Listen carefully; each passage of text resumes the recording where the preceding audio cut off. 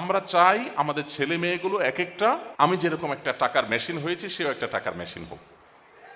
আমি যেরকম সমাজে একটু ভাবসাব জাহির করার জন্য বিভিন্ন বড় চেয়ার, বড় পদ, বড় জায়গায় বসার জন্য হাপিত্যাশ করছি, সেও এই জায়গাটা যেতে পারুক। ব্যাস এটাই হলো আমাদের মূল বিষয়।